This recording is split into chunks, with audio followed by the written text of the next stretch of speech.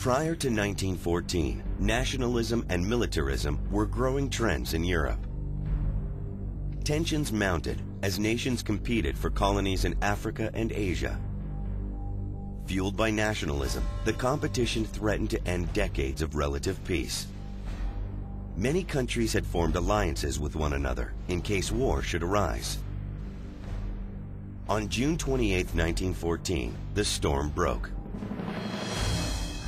Archduke Francis Ferdinand, heir to the throne of Austria-Hungary, and his wife were assassinated while visiting nearby Serbia.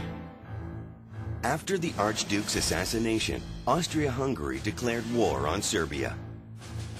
Other nations quickly came to the aid of their allies. As a result, Europe's main powers were aligned into two camps. Germany, Austria-Hungary, and the Ottoman Empire made up the Central Powers. Britain, France, and Russia made up the Allied powers.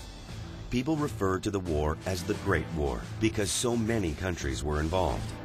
The Great War was total war. It wasn't human. It was something bigger than humanity and escaped from human control. Another way to put it is that the machinery of war expanded much more rapidly than did the capacity of human beings to control it. It got out of control. The technology of war had evolved in a deadly way.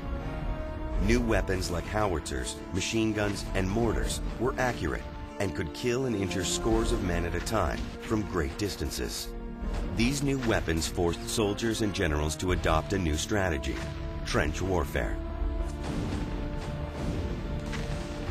Long trenches were dug into the ground and were used as camps and posts. The trenches stretched almost 450 miles from the northeastern border of France down to the southeastern border. Soldiers of the Allies and the Central Powers faced each other in these long opposing defensive lines. The space between the two sets of trenches was called no man's land. This desolate landscape was covered with holes from bombs and shells. When generals ordered an attack, soldiers dashed from their trenches across no man's land. But enemy machine guns and artillery ripped through the attackers' lines. Attacks rarely succeeded, and they generally produced tens of thousands of casualties. Poison gas was also a new weapon on the battlefield, one that soldiers dreaded. When armies released mustard and chlorine gas, the chemicals burned and choked soldiers, leaving many dead and others blinded or with scarred lungs. If the wind shifted, these terrible weapons could even hurt soldiers of the army that had used them. Eventually, soldiers on the front lines wore gas masks for protection. Trench warfare became a stalemate. Neither side could dislodge the enemy from its trenches. Then the Allies developed a new weapon: tanks. Tanks were armored vehicles with tracks that allowed them to move over broken ground and even barbed wire.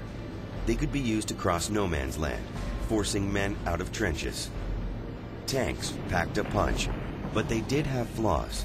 They only moved about 4 miles an hour, so there was little surprise. Many got stuck in mud. Others broke down and became unable to move. Eventually, spare tanks were kept close to the front lines and used only to deliver spare parts to other tanks.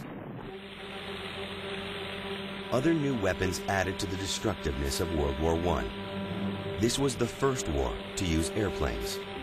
Planes were used for bombing, photography, and attacking enemy lines. Sometimes, planes fought each other in spectacular battles called dogfights.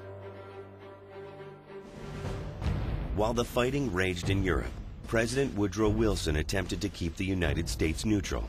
Wilson tried maintaining commerce with countries on both sides, but British blockades stopped ships headed to the Central Powers.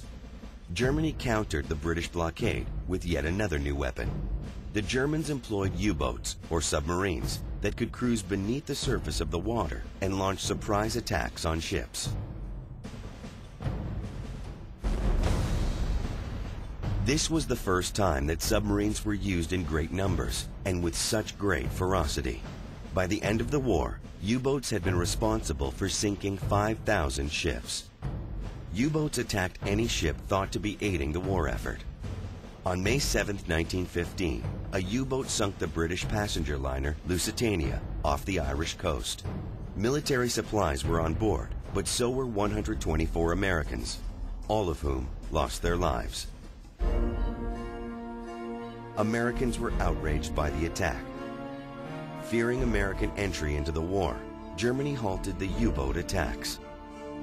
Then in 1917, 2 German actions changed the mind of President Wilson and most Americans.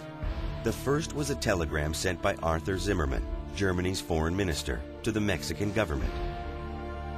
In it, the Germans asked Mexico to attack the United States.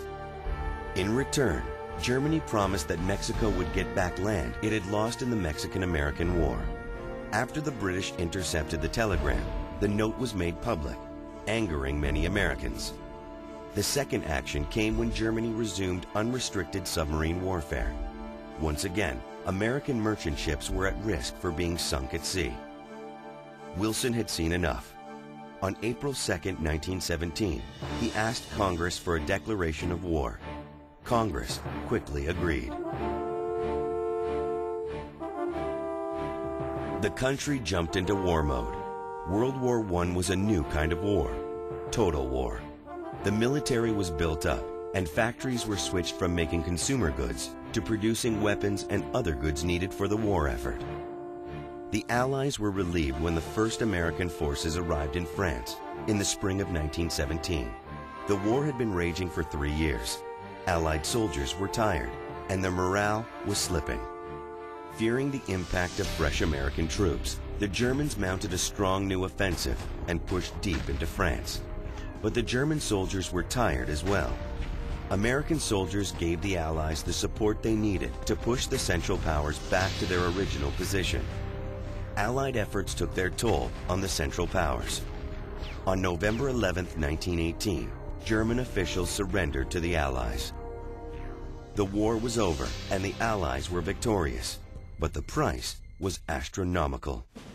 Over 50,000 Americans lost their lives and nearly 230,000 were wounded.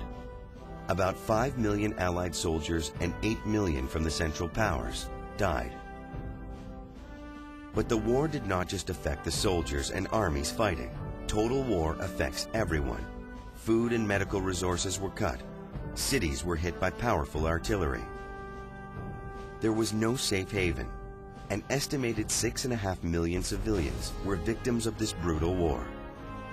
This terrible destruction left scars on the people of Europe and the United States.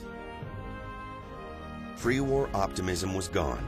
Many people felt nothing but loss and bitterness. Bitterness that would mar the peace that followed.